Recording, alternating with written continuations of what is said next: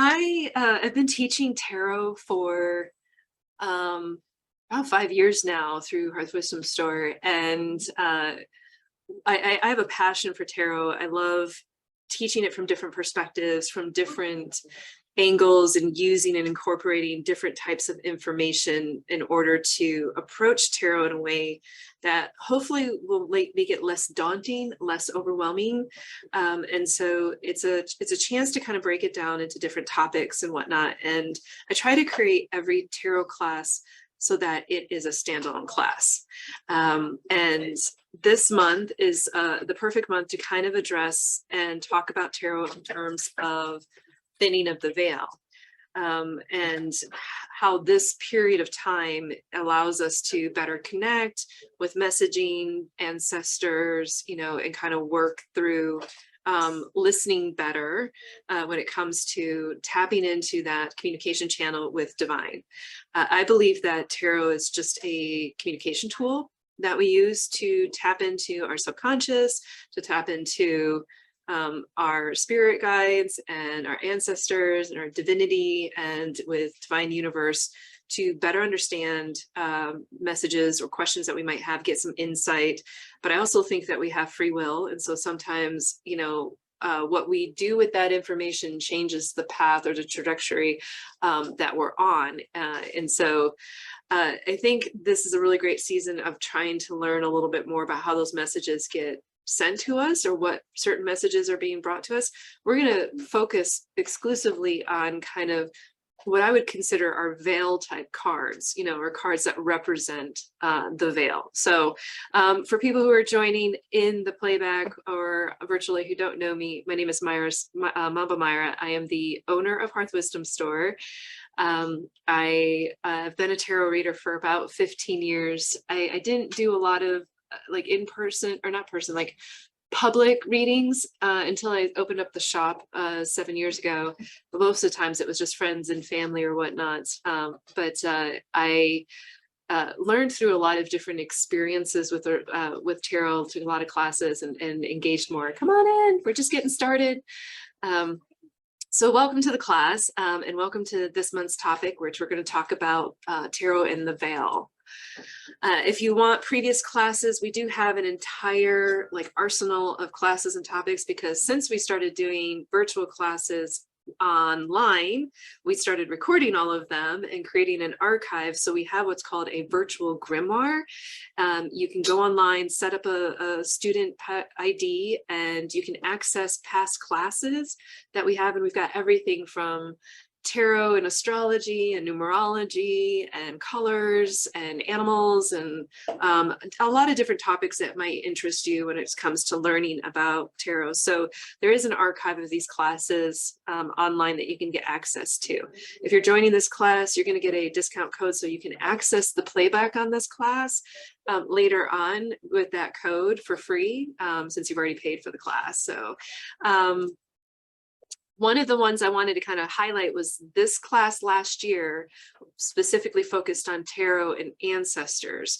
And so I do want to point out that class from 2021 that we did in October of 2021, because this is a really good complement to that class, is how do you work with ancestors through tarot, and how do you...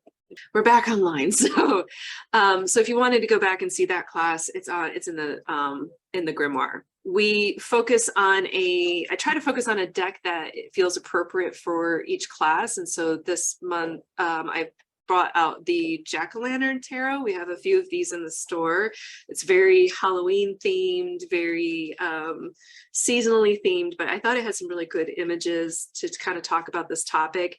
And so anytime that we focus on a particular deck, we do offer a discount code on that deck, and that discount code doesn't expire. So if you're catching this in the playback, you can also get that card or that deck of cards on discount if you just use the discount code HWS Tarot, and it's available online or in the store. If we don't have it in stock for whatever reason, just send us a message and we'll honor that discount.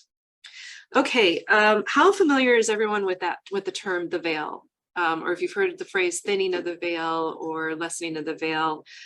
So I see a couple of head nods from some folks. The in spiritual terms, the idea of the veil, it's the barrier, the curtain, the divide between this realm and other realms. So not just perhaps the realm of the dead or the realm of our ancestors or the realm of spirits or ghosts, but also there's a veil that would exist between this realm and the fairy realm, this realm in like guides or magical beings that might be around us. So the things that we can't necessarily experience in our current spectrum. There's a lot of actual like theories out there that we exist in the same plane, but not in the same spectrum of other beings or energies. And so whenever that the idea of the veil thinning is when that barrier starts to break down a little bit, and we can access that energy, or we can access that interactions with the other side or the other realm a little bit easier. Now, we called that time or that space, we call it liminal space or liminality, which is a phenomenon of the in-between times or the transition times when the veil might actually be thinner. The term liminal space was first used in the 20th century to kind of describe periods of transition or rites of passage, the in-between, you know, and the idea of like the betwixt and in-between times. So whether that was in between doorways, in between life cycles, you know, so a liminal space or a liminal existence might be, you know, somebody who could be in hospice just before death, they're in a liminal space. Maybe it's also a liminal space and time of personal development, like right before you give, or like say before you give birth, you know, so not only is the mother and the child also in a period of liminal space or in transition as well too. But there are dates on the calendar and times that are also considered to be liminal periods. And there's a few of them. Most people talk about the one that's going on right now, which is around the season of Samhain or All Hallows Eve or the Day of the Dead. But it also is that whole month of October as it kind of starts to strip down a little bit and get a little bit thinner. So anytime in and around between the 30th and the 1st of November is considered to be a liminal period where the veil is very thin or non-existent. We also have two other liminal periods of time around our solstices. So that time when the equilibrium between light and dark and night and day comes to a standstill, or it's in between, it's equal and it's balanced. Come on in. We're just getting started. So if you don't have your tarot deck, if you don't have a tarot deck, for those of you who are here in person, there is a basket full of them on the shelf. You're more than welcome to grab a set, you know, so that you can look at it as well. So there's a liminal period around our solstices also. We have the next solstice coming up is the winter solstice. It's going to be on the 21st of December. That is our Yule time. There's 12 days of liminal period during the winter solstice. Sometimes people don't realize that or know that. It's also kind of reason why historically we have like the 12 days of Christmas was because it was the 12 days of Yule. It started on Yule and ended 12 days later, and that is considered a liminal period as well too. So it's like if you think about some of the stories, the ghost stories that we tell around Christmas and around the holiday season in December, it's kind of rooted in that same energy of that veil is thin, it's a liminal period, and sprites and spirits and ghosts come out and visit us during that time. During the summer and Letha, if you think about like Midsummer Dream, a Shakespeare theme, as very rooted in like fairies, and the fact that liminal space or that thinning of that veil where we get access to this the fairy realm and whatnot are all the same kind of energy of that separation and that divide. We also have a liminal time called the witching hour, which is usually sometime around 3 to 4 a.m. where the veil would also be thin. We can also experience thin veils personally. Like some people have a thinner veil themselves, you know, so they exist in a period of a thin veil all the time because they have access to Hearing, maybe they're clairaudient, clairsentience, clairvoyance and whatever, not like that, would mean that that person has the ability to kind of reach past their own veil, to receive messages and to gain access to energy and information at that same time too. Sometimes we can also have access to the other side of the veil in our sleep, through dream and dream access. When we're meditating, we can sometimes pierce through that veil as well too. It's a little bit harder. We got to try a little bit more focused. So that veil concept is around us all the time. It's just, how do you get access to that for information and for resources? And so the veil shows up in tarot quite a bit, and especially if you're paying attention to those energies, or you're working with those energies and you're trying to talk with divine spirit guides, whatever, your tarot cards can also illuminate where there might be a thickening or hardening of veil or something like that, or where that veil might be preventing you from hearing information and whatnot. So we're going to look at the cards that show up in tarot that have a lot of that veil energy and what they might mean. So if they kind of come up in readings or whatnot, you can explore that a little bit more. So how the veil shows up in tarot, because tarot is a visual representation, it's going to be through messaging in certain symbols and things that show up in each tarot card. And so these are all symbols that will represent veil energy or what might be hidden. Anytime you see a moon in a card, curtains are a literal representation of veil or veiling. Blindfolds on characters, closed doors or closed windows. Any pillars on a card where or things that almost represent pillars in some cases. So perhaps like two staffs that are flanked on either side of a character would also be representative of those in-betweens or those betwixt areas. Endings are also veil type cards as well too. So any card that is an ending card, all of our tens, like the 10 of swords, 10 of pentacles, 10 of wands and cups, those are all ending cards. And so those are veil moments as well, where something's being revealed or something's being is ending. Dream cards, we have a couple of cards that kind of allude to dreaming and dream spaces, and then also any cards that represent transitions. And so we're going to kind of look at those specific cards in your deck. And so at this time, as we go through each one, you might want to try to find your card that lines up with that, and then kind of see how those images show up in your own card or in your own deck. And so we'll start first with moon and darkness. There are a lot of cards that deal in darkness, or where it's like nighttime or nightscape. We did a whole class on that, like nighttime and darkness in tarot and what it means. But specifically here, anywhere where you see the moon itself or a dark setting is representing of that hidden information, that hidden knowledge and resources. When the moon comes up, and the moon actually has a couple of different, the moon card itself has a couple of different symbols to represent the veil. You've got the moon. You also have usually these two pillars or towers in the background of your moon card.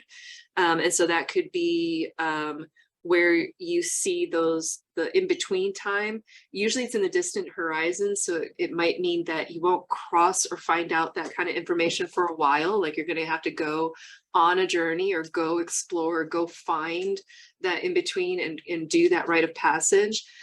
Same thing with moon cycles. We know that moon is not always full. It's not always new moon energy either, so it comes in cycles and phases. And so when we see the moon card show up, or the moon show up in a card, that is a chance for us to maybe ask ourselves in that reading, what is hidden? What don't I know? What am I going to have to be patient for because it has not yet been revealed yet?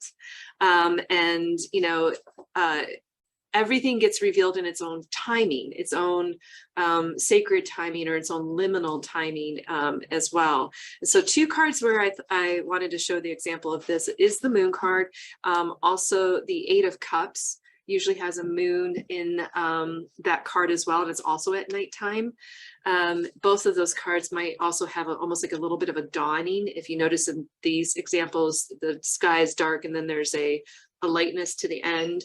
You can either interpret that as dawn or sunset, you know, but that's that in between. Dusk and dawn are in between times as well too. We're not quite day, we're not quite night yet either. And so this would be if these cards came up, maybe it's a chance to say, what is it that I don't see? What is on the other side of this veil, or what's being hidden, or I don't know yet, in this case. Okay, curtains and pillars. I mentioned that earlier, and here's a couple of examples where there are, regardless of what deck you're using, they're almost always going to be represented this way. Is you see a very prominent display of a concealing curtain in the Justice card, and then also in the High Priestess card as well in the Major Arcana. But in both of those cases, both of those characters are flanked by either side with pillars, so they stand in the in-between of that. In both cases, there is like a tapestry or a curtain or something blocking what's on the other side or what's behind them, what they might be standing in front of or what they might be guarding. And in this case, where you see those curtains and you see those pillars, you're reminded of the fact that what you can't tell what's on the other side of that curtain just by looking at it with your eyes. You might be able to try to figure out based on the information that you see on either side of it, but it's not completely revealed to you. And so in this case, a reminder that Justice is blind. You know, your Justice card might have an actual blindfold, so it would fall into that category as well, that you can't always make decisions based on what you see. Motives and intentions, you know, so one of the things that comes up with the Justice card a lot, you know, when you think about justice systems, when something has happened, there's always usually that pursuit of the why, you know, like what was this person's motive or motivation, and those can sometimes be hidden, and it takes time to weigh that and figure that out. Sometimes you also don't see justice happen, right?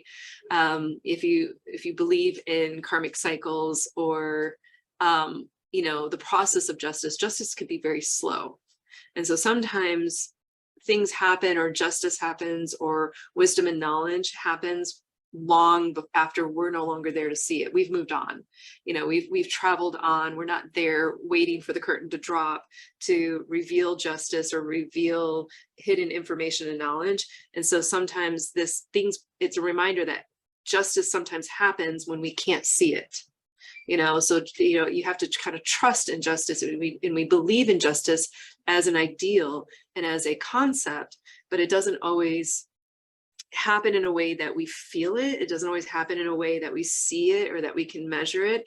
But the universe always reminds us that those scales have to be balanced, and that justice will happen and we'll find balance, but maybe not when we can see it, not where we can see it. Years down the road, you know, those karmic cycles or whatnot. Short side comment on this. So we've just come out of all of these retrogrades, right? We've had all of these planets in retrograde, and that retrograde energy has a tendency to bring back like reflections and revelations, all the RE words, like revealing, reflecting, revelations, redoing, reassessments. I had two people from my past. Sometimes it brings back people. I don't know if you've ever noticed that during retrogrades, like exes, ex-friends, ex-partners, relationships will come out of the woodwork during retrograde because they're also feeling the effects of that reflective energy. And I had two people come out of the woodworks and send me messages of regret and apologies for things that had happened like 20 years ago. Now I've moved on, obviously I had moved on from those circumstances. I'd moved on from those people, but I kept getting the justice card leading up to those conversations, because this was one of those ones where I felt like it was such a wound or such an injury and whatnot. And I had to spend all that time healing from it, so that when I finally received those messages, it kind of felt a little hollow. It kind of felt a little like, well, I've already balanced my own scales. I've already moved on from that. I've already gotten my own justice from that circumstance and whatnot. And so I didn't need the apology in order to find justice. Does that make sense? So it took me a minute to kind of figure out why that justice card kept coming up, because I didn't have any reason for the justice card really kind of coming up. But it was a lot of that, like, there's a lot going on hidden that you don't know. And both of those characters had revealed, you know, their own excuses and justifications and motives and intentions and whatnot, and the things that they had learned and things that they had experienced. And quite frankly, I didn't care, you know, so because I have already moved on, I'd left that place. So I didn't need the curtain to be dropped to reveal karmic balance or reveal justice happening. You know, it was just a reminder that it does happen long after sometimes we've actually moved through that journey. And so just because like I said, this is where when you're doing readings, you're kind of like, I don't understand why those cards keep coming up. And then it became clear to me, like, oh, you're coming up because you're warning me that the things that sometimes we think is justice doesn't always make the scales balance. Sometimes we make our own scales balance, you know, so revealing, you know, consequences or revealing outcomes doesn't necessarily create justice. It's the balance that we find in ourselves is what my lesson was from that moment, and why that card kept coming up. It can also hide unforeseen consequences. Like I mentioned before, is that, you know, a couple of those folks had experienced some hardship in their life, you know, as a result of their own poor past behavior that they had to learn and whatnot. And all of that was hidden, that I couldn't see that for years. You know, I didn't know that was going on. I didn't realize that was happening. And so when cards come up with those curtains, it's the, you know, what happens behind a curtain. If you've ever done theater, the chaos that happens behind the curtain of theater, you know, and all you see is what's been put on display, what has been practiced, what has been perfected, what has been glamored, you know, and whatnot. And we don't always see behind the curtain, you know. And so as these cards kind of come up, you might ask yourself, okay, what's behind the curtain though? You know, what is it that's behind this card or this lesson? Maybe it's a message to you when it comes out in a reading. Did you put it on top of another card? So what is literally behind that card then? You know, so if this card is on top of another card, that card is behind the curtain of this card, you know. So that placement might also be important too, is because it could be covering up something, you know, that you don't see. And so hidden wisdom, both the Justice and the High Priestess card have lessons to be taught, and they have wisdom to share, and they hide that wisdom. Sometimes you have to confront the character in order to gain access to that wisdom. Concealed emotions or feelings, you know, in the backdrop of both of these cards, for example, like when you look at the backdrop of your card for this, what does the background look like? In this case, it kind of looks like these are mountains, you know. You could maybe interpret that as like waves, it could be water, you know. So what is behind the curtain? That could be a message about what's being concealed. If it's water, it's emotions, it's hidden emotions. If it's mountains, it's hidden hardship, because mountains represent hardship in tarot, and challenges on the horizon. Is it a cloudy sky? That could be hidden turmoil. You know, is it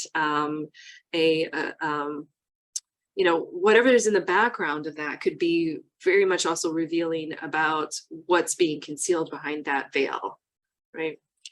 And the in-between and the balance is here. So anything that has pillar-like energy, there's a lot of cards that have pillar-like energy.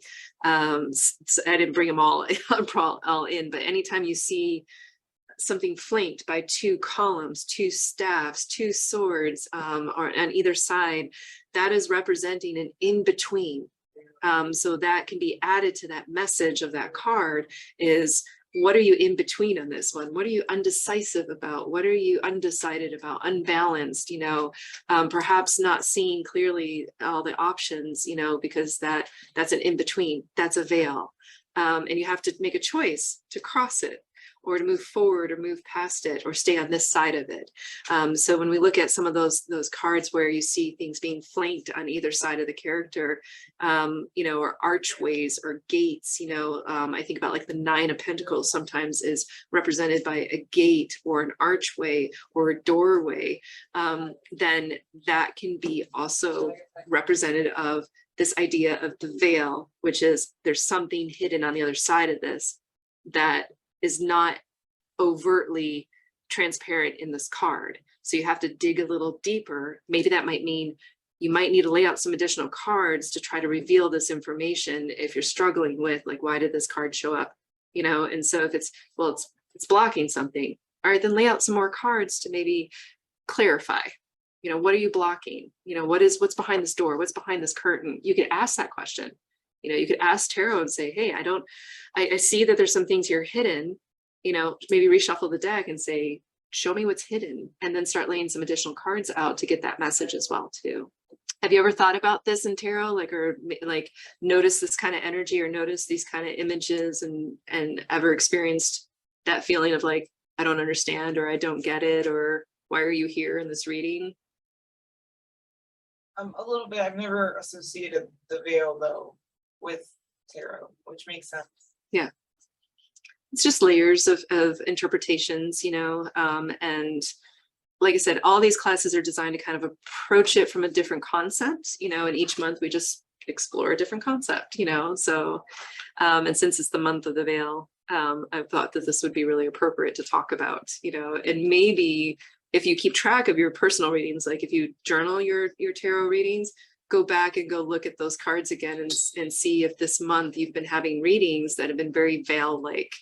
You know, have you seen a lot of the same kind of cards, the same image keep coming up and keep coming up? And maybe you only surface level understood it, and now you can go back and revisit it and see, all right, if I was going to look at this in terms of like what's hidden, what question would I ask as a follow-up? What would I try to press for more information for then? Do you guys keep tarot journals? I'm not starting. I'm like brand new. Brand new. So we're diving in, going it. No, each class is designed to be like just a start. So this is just, you know, it's like I said, there's a bunch of classes on the virtual grimoire, 2.5 years worth, almost 3 years worth of classes, and no two are alike. And so you can go on whatever topic that fascinates you or whatnot. If you don't have a tarot journal, I do recommend it, you know, so just any journal will do. You know, if you're like me, I've got like 20 in reserve somewhere on a shelf because they're cool looking and I just, you know, need that journal. But what I do is whenever I do a reading for myself, I don't journal other people's readings because I try not to hold that energy, but I'll write out the cards and my first impressions and date it, you know, and then just kind of keep track of it. And then I go back to reflect on them later when that information starts to reveal itself, or when that information starts to come into fruition or starts being applicable. And so I think that will help. You can use a tarot journal for not just tracking accuracy, your own personal accuracy. You can track it for patterns, like patterns of messages, cards that keep coming up, keep coming up, keep coming up. They come up for a reason. I mean, there's 78 cards in a deck. The odds of you getting that same card every single time, especially if you shuffle really well, is actually pretty low. So if you have a card that's stalking you for a season, there's a reason for it. You know, Spirit's trying to tell you something. And so usually you can't see that unless you journal it. It's a great way of recording the card of the day. If you do that, maybe a card of the month, card of the season, your annual spreads, like if you do a spread for the whole year. It also, you can use that as a learning tool by taking one card at a time and writing out all of your impressions. What do I see? What do I feel when I pull this card? You can go back and explore it a little bit more and keep adding to it your own definition, because the more that you can connect in your own unique way with these cards, not just the rote memorization from the books or the, you know, resources online, what they tell you that it means, the more you connect with your deck and with your cards, where when that comes up, it hits you in the gut and you're like, oh, I know what that feels like. I know how to explain this. The more accurate, more effective as a reader you'll actually be, because you're now building kind of like a personal relationship with that card, if that makes sense. Like, this card has this kind of meaning for me and I can explain it to you. I can explain it to myself because I know what it feels like. I know the circumstances that it comes up and what it represents. And so having a tarot journal will let you build that relationship with that card beyond just the basic meaning behind that card, the basic images, especially as if you get into like specialty cards where you start to notice like little details on the card. Like for example, in this deck, as I was putting the presentation together, I started paying attention to the expressions of the jack-o'-lanterns. You know, so there's pumpkins in every single one of the cards. There's jack-o'-lanterns in every single one of the cards. And sometimes they'll have like facial expressions that kind of highlight what might be going on in that card. I'll show you an example of that. When I first noticed it, and then I went back and started looking at it, I was like, oh yeah, the pumpkins have different faces. Taking note of the different nighttime creatures that show up, you know, so we've got bats and we've got owls and we've got all of these really interesting animals being represented in this card. And those are all really intentional. There's a reason why they're there. There's a reason why, you know, what type of patterns they have on the tapestries themselves. I don't know about you, but on my High Priestess card, she's got a tapestry of pomegranates. I think these might be pomegranates. It's hard to tell on this one, you know, but pomegranates are those little seeds of wisdom. That's what that represents, you know. On that one. Yeah, it's a little hard for me to tell. It almost looks like cowrie shells too to me. Like to me, it looks like cowrie shells, you know, and yeah. And so each one of those images are intentional. Like, for example, on the Justice card, it looks like he's wearing like an owl vest. Like you see that? He's dressed up like an owl, maybe? I don't know. So, which we would want Justice to be wise, right?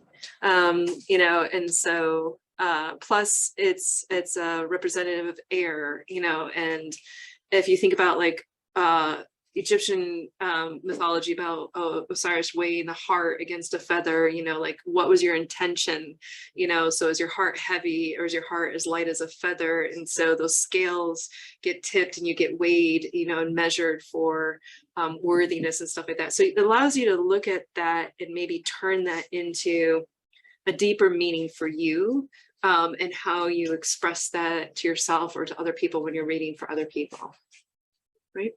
Other questions in that? Are there people live? There's people online, yeah. Oh. Yeah, I've been watching. We haven't changed our number 4 yet. So if you do have, those are the participants. yeah, if you do have a question, if it comes up, it'll pop up and I'll be able to look at it. So yeah. All right, any other questions so far? Let's look at blindfolds. Typically in a couple of cards, these are the 2 traditional cards that have blindfolds. The 2 of Swords is usually blindfolded, as well as the 8 of Swords, I think that is. Yeah, and so when we're blindfolded, we're usually missing something, right? We're missing information. We can't see our circumstances, our situation, where we're currently at. We can't see the path ahead. We can't see maybe what's going on around us. And so we have to rely upon other senses. And it's also usually a reminder of, you know, trust the universe, trust, you know, the process or the decision there, trust yourself with this. This was the card that I noticed the pumpkin faces. If you notice on the 8 of Swords, this character is standing on a pumpkin and it almost looks like it's like pained because it's been stabbed and it's being stood on, you know, and so when you think about the energy behind that 8 of Swords, energy about, I feel trapped in this card, you know, like when this card comes up, this is where it's like, I feel stuck. I feel like I've got perils all around me. I feel like I am bound either by my circumstances, my obligations, my, you know, limitations or whatnot. And because the blindfold is on there, I don't know of any other truth than the one I'm experiencing or feeling in that moment, right? But the reality is that in every 8 of Swords card, the character could easily step out of that situation. The character could easily get themselves out of that situation. And so it's if they're there, it's because they're choosing to be in that energy. And that pumpkin was kind of that almost that like, oh, woe is me energy face, you know, when that circumstances is something that you could perhaps, find your way out of. There's two owls in flight in the background, which is that wisdom seems to be within reach, but it just seems to be eluding me. And just, and that's not necessarily in every card, but you might have birds in that card, which is that sense of freedom.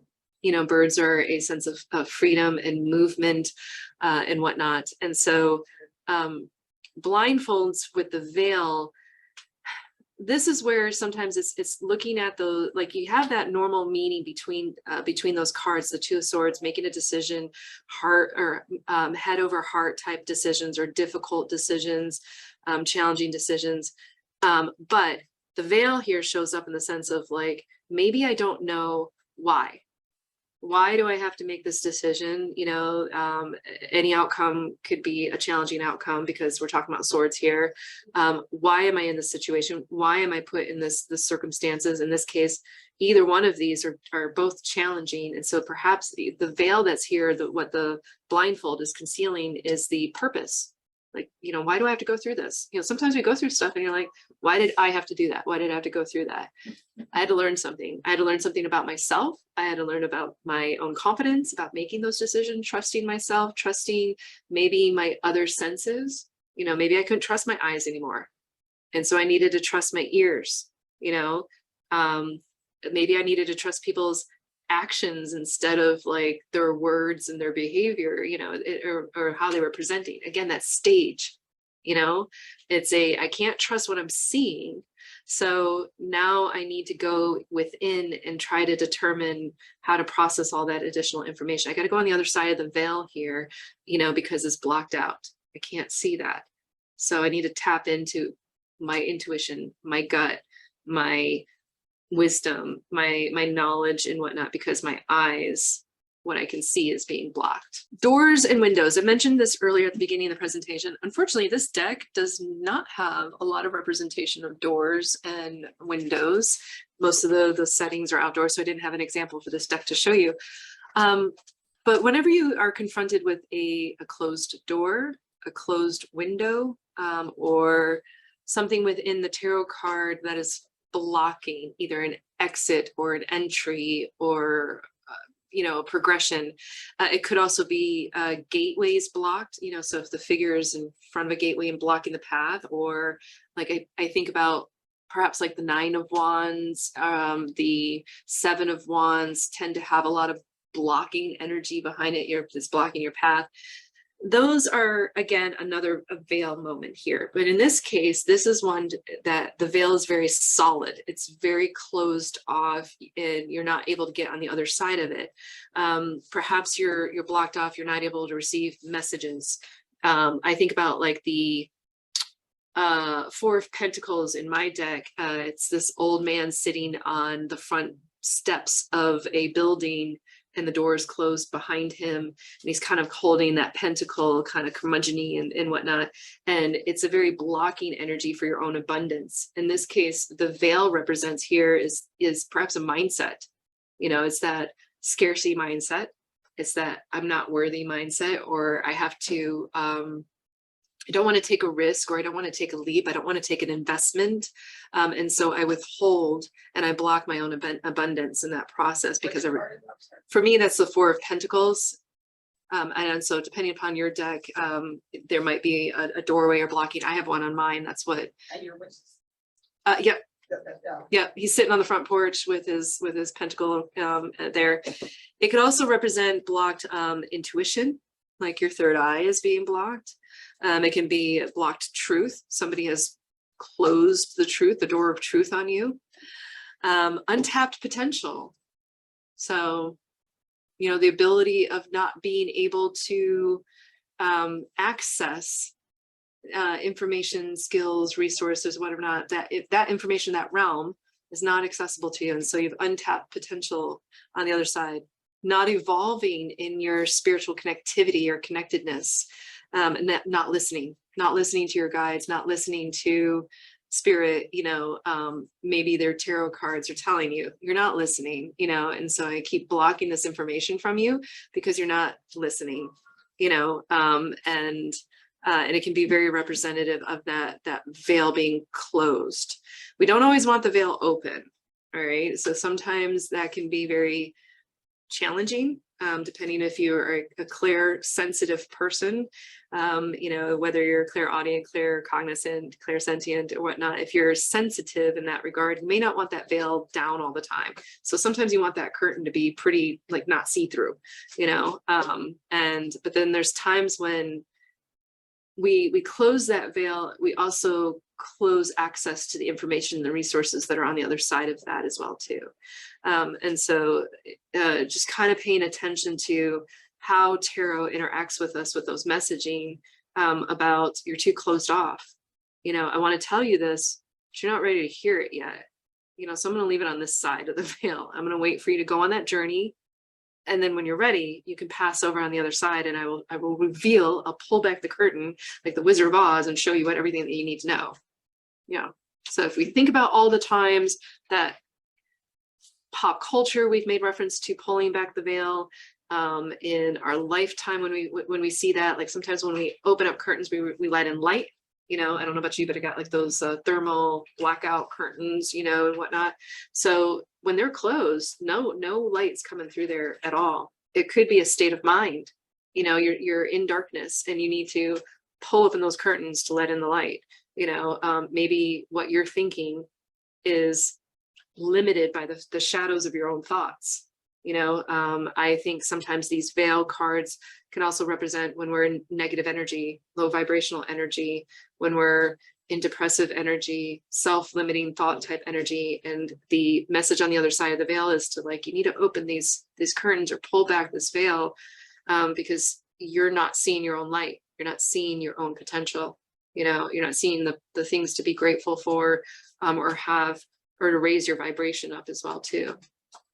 What 2 nights? Did you say the night was Where there's blockages, the 9 of Wands. Yeah, it's usually like a barrier of wands, or staffs, you know, kind of blocking the path. Also, like, well, I guess it's more of like maybe the 7 of Wands is also usually a character maybe holding a wand to block your path. You know, so those not are the night. not the knights, no. Okay, transition cards. These are also veil moments as well too. Perhaps maybe the more literal veil moments that are out there, as far as like, okay, there's something on the other side of the veil or something that's about to be revealed and something that's about to happen. And in tarot, our biggest transition are our ending cards. So all of our 10s are all ending cards. Sometimes those endings are fabulous and cheery and bright and, you know, fortunate and abundant. And then sometimes those endings are brutal and necessary endings that have to happen. So like, for example, when I look at this 10 of Swords card, there's a lot of images here, a lot of veil messages here. So for example, you've got the moon, you've got the owl at night in the wisdom, you know, of that. I also see in the background on this card, you notice how there's like galaxies and like universal, like it's bigger than you, it's bigger than us, you know, so there's like these swirling galaxies in the sky, things that we would never normally see with our naked eye, or that we would be able to have access to here with our human eye. It's a reminder that those things are still out there all the time, that the world is bigger and the galaxy is bigger than what we see. I also noticed that the character in this card looks like older, like that crone energy, you know, at the end of life, that wisdom that we get towards the end of life. There's I think that's like what, a turkey vulture. And so the turkey vulture is the, like the death cleaner, the death eater. They're necessary creatures in our animal kingdom because they clean the bones of the dead. And you know, it's like sitting there waiting for her demise, or is ready because she's at the end of her journey.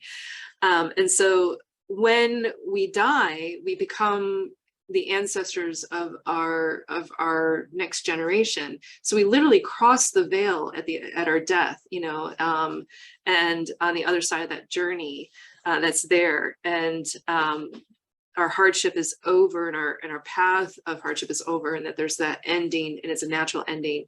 Same thing with the death card. Death doesn't typically mean physical death. it just means like a cycle death, an ending to a cycle, a natural, hopefully a natural ending to a cycle, something that has to end or something that has to be completed or reaped. That's the reason why there's a scythe there, is that it's a harvest card. We reap what we sow. Death is, again, I see that owl there again for the wisdom. I see the shroud over the character of death. You know, the symbolism of death around him, and that is about changes, you know, and cycle completions and revealing on the other side, maybe that ending isn't as bad as you think it is. Maybe it's an ending that you need, and we're just fearing it because we fear endings, we fear change. Same thing with the tower. Tower is a transition period. It's again, it's a herald of endings and changes that happen. You know, I found the pumpkin head at the top of this tower, the fact that the bottom of it's a bat, you know, is the idea of that. We're scared of endings. We're scared. It's kind of a scary image, you know, and it's a scary transition to go through. However, we don't usually know why a tower has to happen or why a tower moment has to happen until it's already been completed. Once it's been completed, usually we can go back and look at it and be like, yeah, I saw that coming. I knew it was coming. I felt it in my gut, but I didn't want to acknowledge it. You know, it needed to happen. Sometimes tower moments happen when we don't put a death to something and then it escalates into a tower. It's not lost on me that the tower happens after death, you know? And so if we don't allow things to have a natural ending, then the tower moment has to happen where it's a little bit more catastrophic, you know, a little bit more sudden, a little bit more impactful. And so those transition periods, those are rite of passages. Those are those liminal times, or the liminality of changing and moving from one side to another side. We usually grow and evolve after these moments. You know, each one of these cards, you know, you could probably go back and assign each one of these cards to a moment in your life. You know, when was there an ending? When was there death? When was there change? And who were you before? And then who were you after that happened? You know, you crossed over the veil of your own life and you evolved into a different person, a different being on the other side. And that's what we usually associate with what's on the other side of the veil. Beings and energies that we can't see in the current realm that we're in. We can't see ourselves, our future selves often. It's very hard for us to sometimes see our future selves. You know, even if you do visualization and you do meditation about your future self, that takes a lot of work for you to like bring that into your meditation space, or to be able to visualize clearly who you're going to become on the other side of a transition, on the other side of a veil moment in your living life. We don't necessarily have to cross a veil into a different realm. We can cross into a different period of or version of ourselves. Does that make sense? Sometimes that's what that alert is that when these cards kind of come up, it's like, hey, you're about to cross over into a new realm of your journey, you know, and you're going to, and it's hard because you can't see what's on the other side of this. And I get that you can't see on the other side. You just have to trust that what is on the other side is going to be for your long-term best interest. So. What about the devil card with that? So the devil card isn't necessarily a veil. I think if you saw like the devil and the death card come up, I think that would be very much a, hey, you have addictions, you have things that keep you trapped in cycles that are not healthy for you, because that's what the devil card's about. The devil card is about addictions. It's about how we manifest our worst behaviors to keep us in a mindset that keeps us trapped in the same cycles, you know. And I think you would have to go through a transition. You'd have to have a tower moment or a death moment to get you out of that devil energy, right? So when you talk about like going back to the moon and darkness, when you talk about darkness in the tarot, you don't mean like it just being black, but like something like the weather being dark. It can be, but the devil card is a dark card, right? And so think about in terms of if you've ever had experience with anybody who has an addiction, right? They are living in the dark with that a lot of times. One, they hide it, right? Sometimes they hide it. Sometimes they deny that they have it, right? So they're blindfolded to their own addiction. They're blindfolded to that that pattern that they're in. It keeps them blocked. That curtain's not very see-through. That devil card, that black is black on that card. You can't see anything past that devil. And sometimes that's how addiction shows up. They can't see anything past their addiction. You know, they can't see any future version of themselves. They can't see any way out sometimes. You know, they can't see any hope. They can't see any light. And so that, I guess in some ways it could be a veil, but it's a very thick veil that you have to have some kind of ending to get on the other side of it. We can probably experience that too with addiction. So if you think about how the things that we're addicted to have a tendency to alter our chemical reactions, like our brain chemical reactions, whether it's alcohol, drugs, shopping can, you know, flood you with endorphins and then ruin you financially, you know, so it changes how we think about things. And so in a lot of ways, it is a cloaking, or it's a very heavy or thick veil over us, and we can live in veiled moments. You know, like that was a very dark and veiled moment, you know, enshrouded moment for me, and not be able to get out of it and not be able to see a way out of it. And so you have to lift the veil in order to get out of it. Yeah, so I can see where the devil card would be a great veil card without any of the like normal, I don't have the devil card in my deck. I think that's why I probably skipped over it. My deck, it has shadow self, yes. And it is in darkness. It's in darkness, and there's like a shadowy figure or whatnot, you know. And so it's still a very dark card. It just doesn't use the archetype of the devil to represent our shadow aspects, you know. So yeah, depending upon your deck, you might not have the devil card. You might have some other kind of dark card, you know, that would represent that same energy. Yeah, great point, great add-in. Okay, cards that reflect dreams and meditations. So we have a couple of cards that are symbolic of dream periods, meditation periods, reflection periods. Typically the Nine of Swords is a coming out of a dream, coming out of a nightmare, coming out of a period of, I guess, remorse and, you know, nightmares, you know, stagnation. You know, the Hermit card is also a card of reflection. There's usually, it's also dark.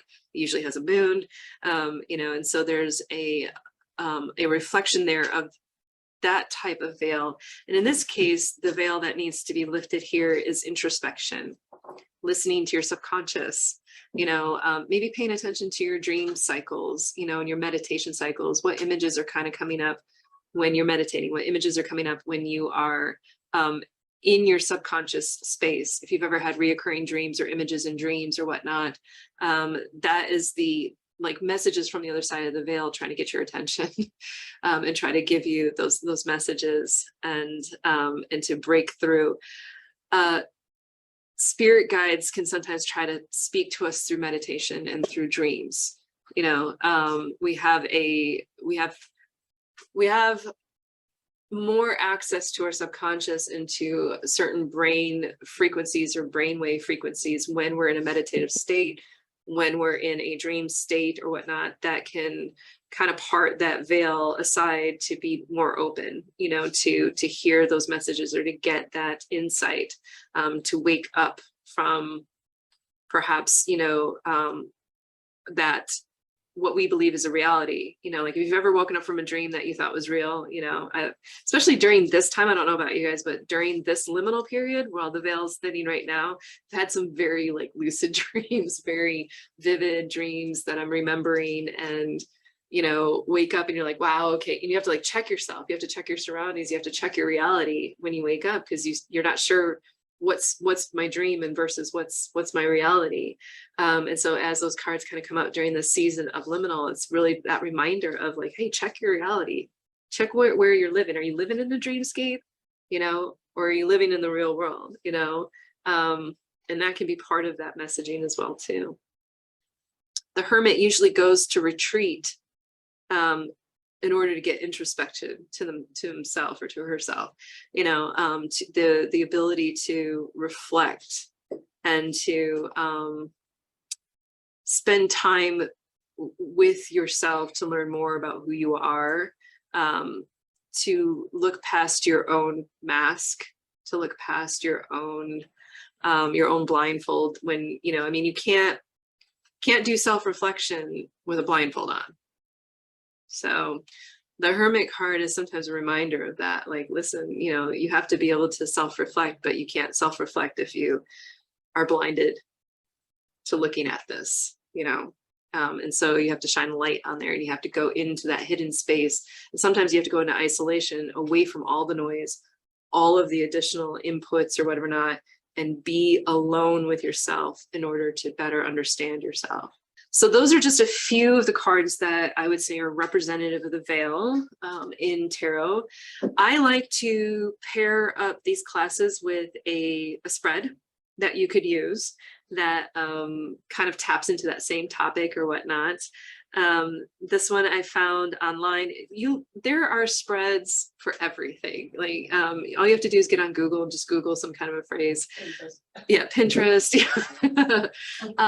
I love working with different spreads in order to gain a better understanding of my tarot cards. I have a spread that I use for my readings. It's it's a go-to spread for me, and it's my trusty spread that I always use, that I'm comfortable with, and I understand what the messages are. But using different spreads for your own self-discovery and learning, this is a great one to put in a tarot journal. Is do different spreads and see what those messages are. See how those interpretations kind of come out differently when you place the cards differently or in different positions with different questions.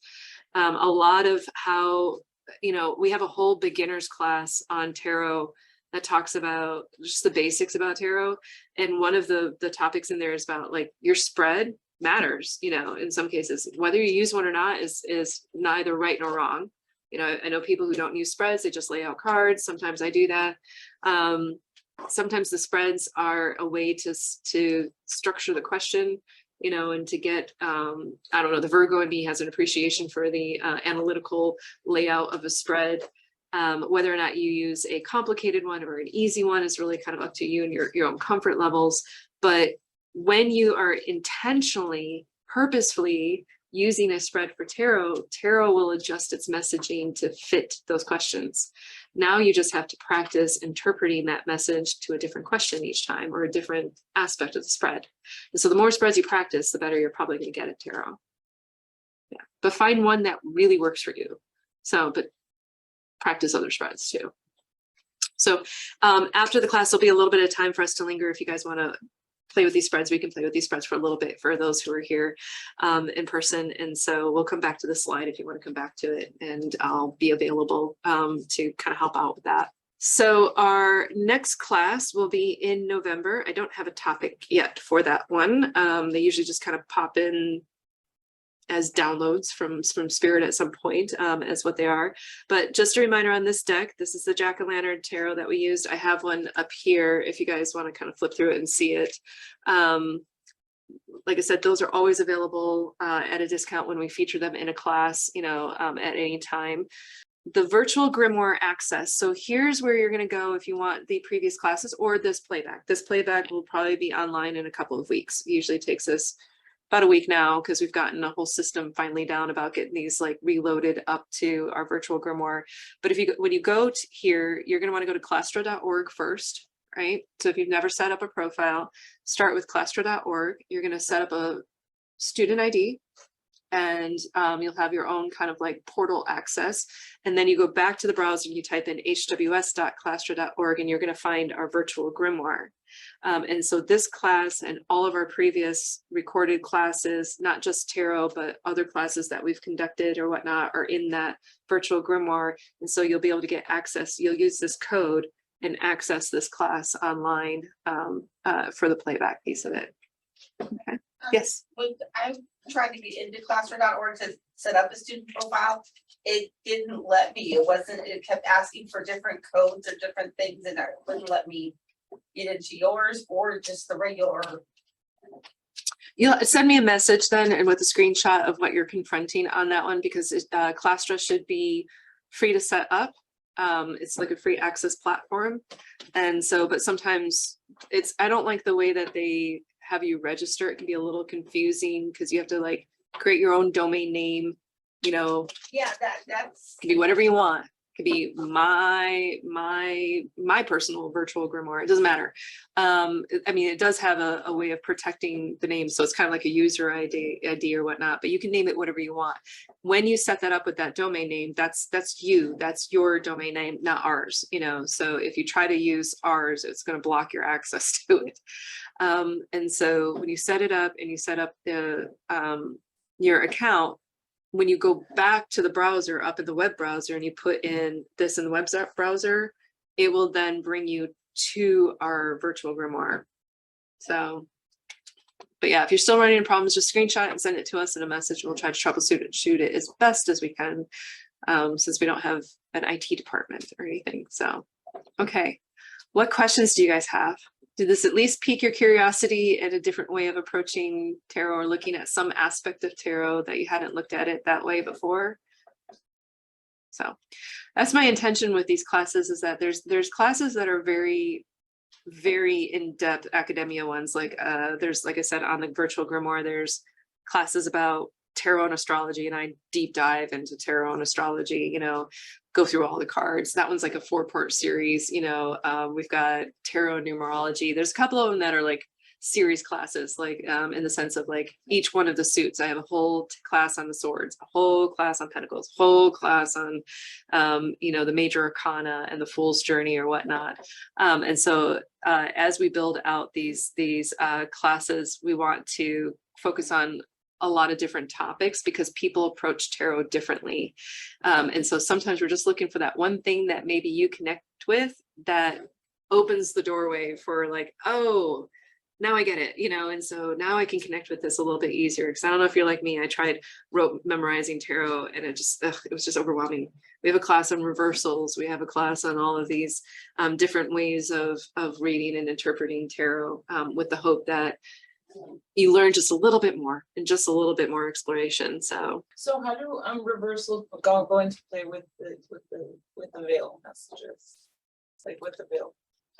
So in those cases, depending on how you read reversals, if you read reversals, it's going to be more along the lines of, it's still going to probably have the same meaning either way. It's a sense of like, what am I not seeing? What's hidden behind this? The veil is always the veil.